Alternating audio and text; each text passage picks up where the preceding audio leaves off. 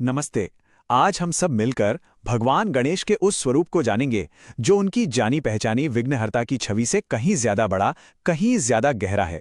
तो चलिए इस अद्भुत सफर पर निकलते हैं। देखिए, हम सब गणपति को मुसीबतों को दूर करने वाले देवता के रूप में पूछते हैं, और ये सच भी है। पर क्या कभी सोचा है कि ये उनकी पूरी पहचान है या ये सिर्फ एक झलक है? हमारे प्राचीन ग्रंथ एक ऐसी तस्वीर दिखाते हैं जो हमारी कल्पना से भी परे है, और आज हम उसी तस्वीर की परतों को एक एक करके खोलेंगे। तो ठीक है, चलिए सबसे बड़े और सबसे गहरे रहस्य से शुरू करते हैं।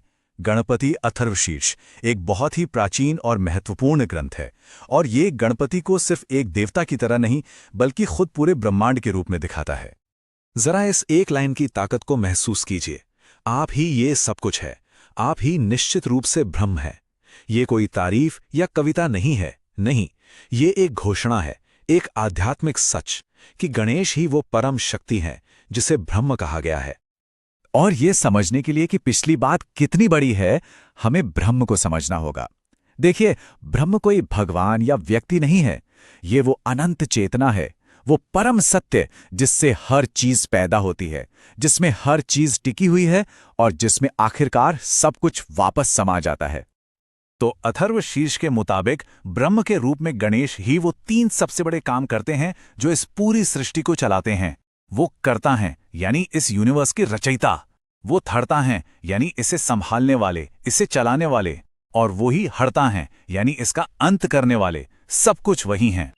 और ये देखिए, उनकी मौजूदगी कितनी फैली हुई है। ग्रंथ कहता है कि वो सिर्फ बनाने वाले नहीं हैं, बल्कि सृष्टि का हर कण वही हैं। ये पांच तत्व वही हैं। प्रकृति के तीन गुण और हमारे मन की तीन अवस्थाएं वो उनसे भी परे हैं। और तो और समय यानी पास्ट, प्रेजेंट और फ्यूचर, वो भी उन्हीं के अंदर है। आसान भाषा में कहें तो उनके बाहर कुछ भी नहीं है। अच्छा, तो इस विशाल कॉस्मिक रूप से अब थोड़ा और पास आते हैं। नारद पुराण हमें गणपति की उस शक्ति से मिलाता है जो हमारी रोजमर्रा की जिंदगी में एक ढाल, एक कवच की तरह काम करती है। नारद पुराण के संकट नाशन स्तोत्र में ये पहले 6 नाम दिए गए हैं। हर नाम सिर्फ एक नाम नहीं बल्कि एक मंत्र है, उनकी एक खास शक्ति को जगाने का तरीका। वक्रतुंड से लेकर विकट तक हर नाम में एक अलग ही ऊर्जा है, एक अलग ही शक्ति है। और ये रहे बाकी के 6 नाम, विघ्न राजेंद्र, गणपति, विनायक। ये नाम हमें उनकी ताकत, उनके नेतृत्व और हर बाधा पर उनकी जीत की याद दिलाते हैं। और इन 12 नामों का एक बहुत ही खास मकसद है। तो सबसे जरूरी बात यह है, पुराण साफ कहता है कि जो कोई भी इन 12 नामों को दिन में 3 बार जपता है, उसके मन से हार का डर हमेशा हमेशा के लिए खत्म हो जाता है और उसे हर काम में सफलता मिलती है। ये उस अनंत कॉस्मिक एनर्जी को अपनी पर्सनल प्रोटेक्शन बनाने का एक सीधा रास्ता है। अब तक हमने गणेश को पूरे ब्रह्मांड के रूप में देखा और फिर एक रक्षक के रूप में।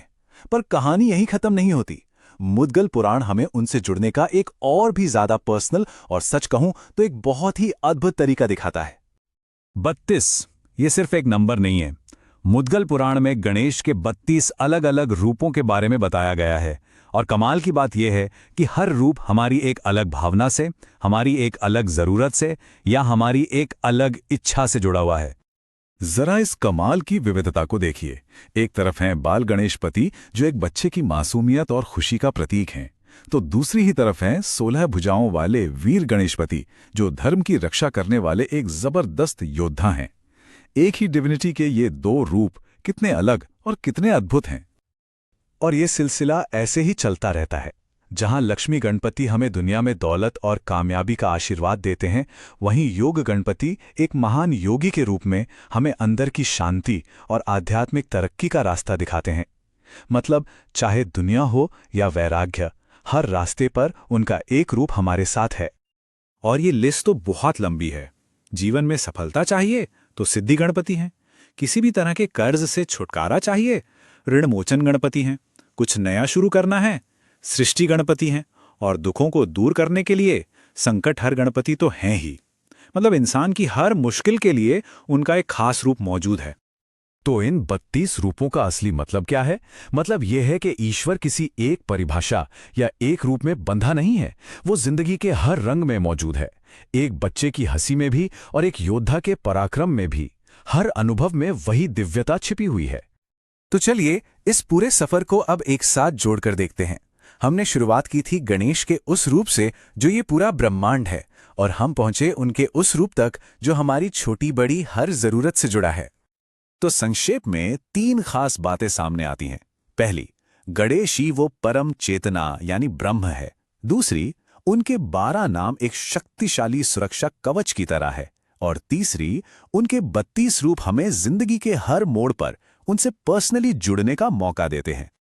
और ये पूरी चर्चा हमें एक बहुत ही गहरे सवाल पर लाके छोड़ देती है। जरा सोचिए, अगर एक ही दिव्य शक्ति एक बच्चे, एक योद्धा, एक योगी और एक धन देने वाले के रूप में प्रकट हो सकती है, तो क्या ये इस बात का इशारा नहीं है कि वही दिव्यता हमारे अपने जीवन के हर पल में, हर रिश्ते में और हर काम में मौजूद है? शायद हमें बस उसे पहचानने की जरूरत है।